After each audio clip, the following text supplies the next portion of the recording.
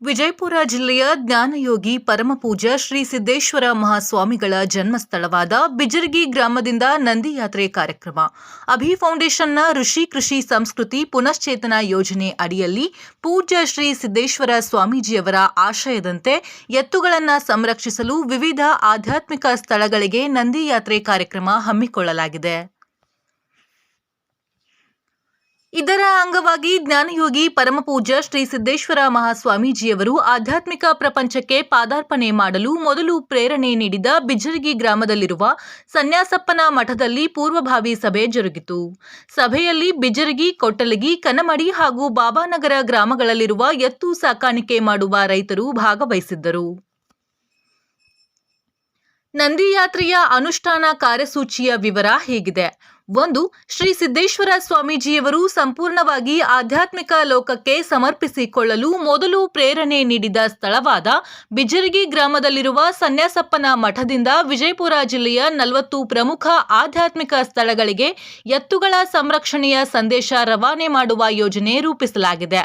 ಅದಕ್ಕಾಗಿ ಪ್ರತಿ ವಿಧಾನಸಭಾ ಮತಕ್ಷೇತ್ರದಲ್ಲಿ 5 ಪ್ರಮುಖ ಆಧ್ಯಾತ್ಮಿಕ ಸ್ಥಳಗಳನ್ನು ಆಯ್ಕೆ ಮಾಡಿಕೊಳ್ಳಲಾಗಿದೆ. 2.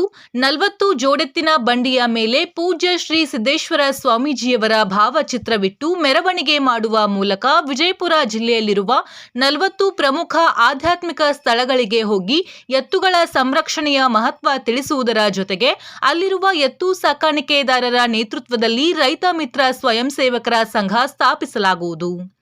3. ಸ್ಥಳೀಯ ಆಧ್ಯಾತ್ಮಿಕ ಪುರುಷರು ಅಥವಾ ದೇವತೆಗಳ ಭಾವಚಿತ್ರವನ್ನ ಜೋಡೆತ್ತಿನ ಬಂಡಿಗಳ ಮೇಲಿಟ್ಟು ಗ್ರಾಮದ ಎಲ್ಲ ಎತ್ತಿನ ಬಂಡಿಗಳ ಸಮೇತ ಮೆರವಣಿಗೆ ಮಾಡುವ ಮೂಲಕ ಜನಜಾಗೃತಿ ಮೂಡಿಸಲಾಗುವುದು. 4. ಬಿಜರಗಿ ಗ್ರಾಮದಲ್ಲಿರುವ ಸನ್ಯಾಸಪ್ಪನ ಮಠದಿಂದ ಕೆಂಪು ವಸ್ತ್ರದಲ್ಲಿ ಕಟ್ಟಿದ ತೆಂಗಿನಕಾಯಿ ತೆಗೆದುಕೊಂಡು 40 ಆಯ್ದ ಆಧ್ಯಾತ್ಮಿಕ ಸ್ಥಳಗಳಿಗೆ ಎತ್ತಿನ ಬಂಡಿ ಸಮೇತ ಹೋದ ರೈತರು ಜನಜಾಗೃತಿ ಮೂಡಿಸಿದ ನಂತರ ತೆಂಗಿನಕಾಯಿ ಒಡೆದು ಹರಕೆ ತೀರಿಸುವರು. ನಂತರ ಇದೇ ರೀತಿ ಜನಜಾಗೃತಿ ಕಾರ್ಯಕ್ರಮ ಮುಂದುವರಿಸಲು ಸ್ಥಳೀಯ ಎತ್ತು ಸಾಕಾಣಿಕೆದಾರರಿಗೆ ಕೋರಿಕೊಳ್ಳಲಾಗುವುದು. 5. ಎತ್ತಿನ ಬಂಡಿಗಳ ಮೆರವಣಿಗೆ ಸಂದರ್ಭದಲ್ಲಿ ಜನಜಾಗೃತಿ ಮೂಡಿಸುವ ಕರಪತ್ರಗಳನ್ನು ಗ್ರಾಮಸ್ಥರಿಗೆ ಹಂಚಲಾಗುವುದು. 6.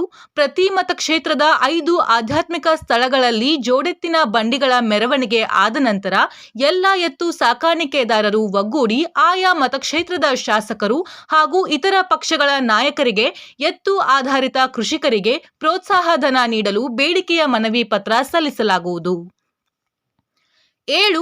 ಪ್ರತಿ ಆಧ್ಯಾತ್ಮಿಕ ಸ್ಥಳಗಳಲ್ಲಿ ಸ್ಥಾಪಿಸಿದ ರೈತ ಮಿತ್ರ ಸ್ವಯಂ ಸೇವಕರ ಸಂಘಗಳ ಸದಸ್ಯರು ಚರ್ಚಿಸಿ ಇತರ ಸುತ್ತಮುತ್ತಲಿನ ಗ್ರಾಮದ ಎತ್ತು ಆಧಾರಿತ ರೈತರನ್ನ ಸಂಘಟಿಸಿ ಶಾಸಕರಿಗೆ ಹಾಗೂ ಇತರ ಪಕ್ಷಗಳ ನಾಯಕರಿಗೆ ಎತ್ತು ಆಧಾರಿತ ಕೃಷಿಕರಿಗೆ ಪ್ರೋತ್ಸಾಹಧನ ನೀಡುವ ಕುರಿತು ಮನವಿ ಪತ್ರ ಸಲ್ಲಿಸುವುದನ್ನು ಮುಂದುವರಿಸಲಾಗುವುದು.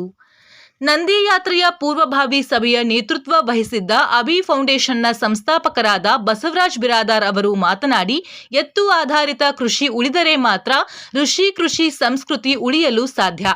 ಇದೇ ಕಾರಣಕ್ಕಾಗಿ ಪೂಜ್ಯ ಶ್ರೀ ಸಿದ್ದೇಶ್ವರ ಸ್ವಾಮೀಜಿಯವರು ತಮ್ಮ ಪ್ರವಚನಗಳಲ್ಲಿ ಎತ್ತು ಆಧಾರಿತ ಕೃಷಿಕರ ಮಹತ್ವದ ಕುರಿತು ಹೇಳುತ್ತಿದ್ದರು.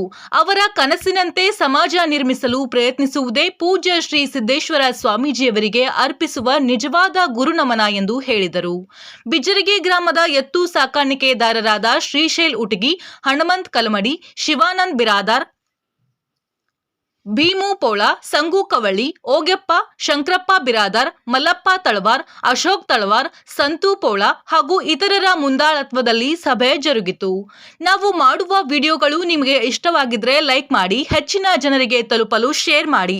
ಹಾಗೆ ನಮ್ಮ ಸುದ್ದಿ ಮೊದಲು ನೋಡಲು ನಿಮ್ಮದೇ ಚಾನಲ್ ಎಂದು ಸಬ್ಸ್ಕ್ರೈಬ್ ಮಾಡಿ. ಸಪೋರ್ಟ್ ಮಾಡಿದ್ದಕ್ಕಾಗಿ ಧನ್ಯವಾದಗಳು.